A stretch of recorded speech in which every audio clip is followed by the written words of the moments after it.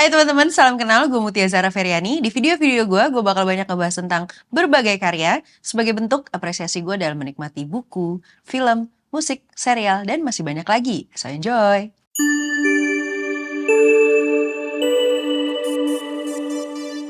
Oke, hari ini gue mau ngomongin tentang film yang baru aja gue tonton. Film ini masih ada di bioskop. Judulnya adalah Dua Hati Biru.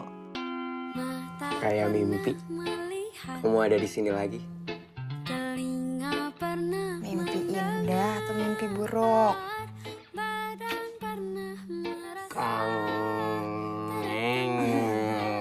Please, kita mandi main-main di rumah. Wow. Film ini adalah film yang sedang tayang di tahun ini, tahun 2024, yang disutradarai oleh Mbak Gina Esnur dan Mbak Dina Jasanti. Film produksi Star Vision beserta dengan wahana kreator, ini dibintangi oleh Angga Yunanda, Aisyah Nura Datau, dan Farel Rafiski. Film ini merupakan sequel Dua Garis Biru yang sukses banget beberapa tahun lalu. Nah, kisah Bima dan Dara ini berlanjut ya. Jadi pasangan suami istri muda yang dulu menikah karena sebuah accident remaja ya. Dan berlanjut 4 tahun berlalu gitu. Sekarang jadi film ini dimulai 4 tahun kemudian dari cerita yang pertama. Dara memutuskan kembali ke Jakarta. Jadi Dara itu di akhir cerita film sebelumnya, Dara pergi ke Korea. Dan di film ini gitu ya ceritanya, Dara memutuskan untuk balik lagi ke Jakarta demi berkumpul bersama dengan keluarga kecilnya, yaitu Bima dan Adam.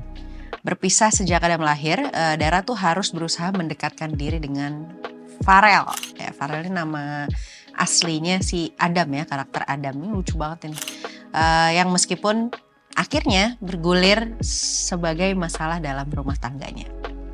Hal-hal yang gue suka dari film ini adalah yang pertama, film ini ngomongin isu yang gue lagi belajar banget, yaitu parenting.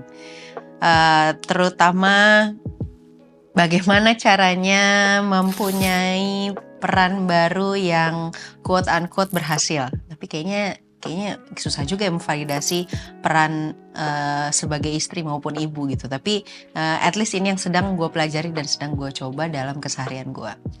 Yang gue pahami selama beberapa tahun membina rumah tangga dalam sebuah hubungan, buat gue komunikasi aja ternyata nggak cukup.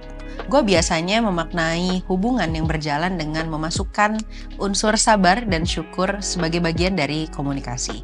Nah, di film ini kayaknya ditambah lagi unsur lainnya yang harus gue masukkan ke dalam komunikasi gitu ya, selain sabar dan syukur, yaitu membicarakan perasaan-perasaan dan menyampaikan apa harapan kita terhadap pasangan kita. Tentunya di film ini juga ngasih highlight kalau apalagi dalam urusannya dengan parenting ya.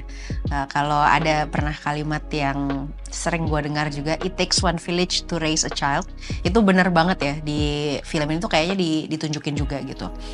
Walaupun ya jangan sampai lupa kalau orang tua tetap punya kewajiban sekaligus hak penuh untuk sang anak. Tapi untuk bisa mendukung anak bisa tumbuh dan berkembang dengan baik, kita tuh butuh saling mendukung juga dengan hal-hal baik supaya orang tua dan anak bisa punya situasi dan kondisi yang harmonis dalam keluarganya. Bu, Adam itu kan ada orang tuanya. Dari lahir siapa yang ngurus? Siapa yang ngasih makan? Yang nyuciin bajunya, yang nyebokin. Dara itu yang harus tahu diri. Dia yang harus tahu aturan di rumah ini. Hubungan antara karakter gitu ya, gejolak-gejolak yang ada di dalam film ini, masalah-masalah dalam film ini tuh terlihat sangat real gitu ya. Gua bisa sangat banyak belajar tentang bagaimana caranya membangun komunikasi, menjalin hubungan gitu, dan punya pemahaman juga kesadaran bahwa, apalagi ini mungkin personal sekali ya karena angle-nya gue sebagai ibu gitu ya, gue sebagai istri, jadi kayaknya juga culture juga yang membentuk bahwa ibu tuh, istri tuh, perempuan tuh benar-benar punya peran yang sangat krusial dalam tumbuh kembang anak, dalam harmonisasi sebuah keluarga. Iya betul krusial, tapi ada banyak ternyata elemen-elemen dan faktor-faktor lain yang bisa mendukung supaya peran gue sebagai ibu, peran gue sebagai istri juga bisa berjalan dengan baik. Hal yang gue juga suka dari film ini adalah visualnya nyaman banget. Gue suka banget sama komposisi warna, pemilihan setting, dan banyak banget shot yang menurut gue enak banget ditonton. Jadi pleasing untuk penonton ya. Ini kan gue angle sebagai penonton. Tentunya dalam konteks membuat ceritanya juga ikut disupport gitu. Jadi bukan estetik doang, enggak. Tapi kayak secara produksi gitu ya, desainnya sangat dipikirkan. Sehingga ketika kita menonton, kita benar-benar disajikan sesuatu yang emang enak untuk kita lihat oleh indera kita, yaitu penglihatan kita. Bim, besok udah harus belanja bulanan deh. 2-3 hari lagi aja ya, Ra. Kamu beneran gak ada masalah ngeliat Bima gitu-gitu aja? Hal yang gue juga suka dari film ini adalah gue suka banget salah satu adegan favorit gue di film ini yang dibikin sangat-sangat real. Gue suka gimana adegan Adam dan Dara ngobrol waktu mau tidur. Si Adamnya tuh nanya, dia nunjuk bekas jahitan di perut Dara, terus dia nanya, ini sakit ya Bu? Gitu. Gue habis melahirkan nih. Habis melahirkannya sesar, jadi masih ada tuh bekas jahitan di perut gue. Dan gue seketika mikir, kalau misalnya anak gue nih si Kavel gitu ya, anak gue yang kedua, cowok juga gitu, nanti kalau bisa ngomong terus nanya kayak gitu, nanya kayak Adam nanya ke Dara, itu gue nggak kuat sih. Maksudnya apa ya, aduh susah nih dong ini kalau udah yang kayak gini-gini nih. Karena sebagai ibu yang punya anak cowok dan dia mulai ngoceh, mulai menunjukkan afeksinya ke gue dengan kata-kata, terutama sebelum tidur ya. Jadi gue selalu punya quality time sama anak gue yang cowok nih sebelum tidur. Jadi ada adegan-adegan kayak gini tuh, wah lemah banget sih gue. Gue suka gimana juga di adegan itu Dara mencoba berkomunikasi dengan bahasanya Adam supaya Adam bisa ngerti gitu. Itu tuh melambangkan gimana Dara berusaha untuk menjadi ibu yang baik untuk Adam gitu. Gue ngelihat representatif di scene itu yang membuat gue, gue luluh banget. Gue suka banget penggambarannya, gue suka banget pengadeganannya, gue suka banget dialognya, gue suka interaksi antara Adam dan Dara di adegan itu. Aduh kan, gue kalau inget-inget masih mau nangis saking bagusnya. Pembalap Adam. Hal yang gue juga suka dari film ini adalah aktor anaknya kayak nggak acting. Aduh, ini yang tadi gue sebut yang jadi Adam namanya Farel. Ya ampun, lucu banget. Salut sih gue buat casting directornya.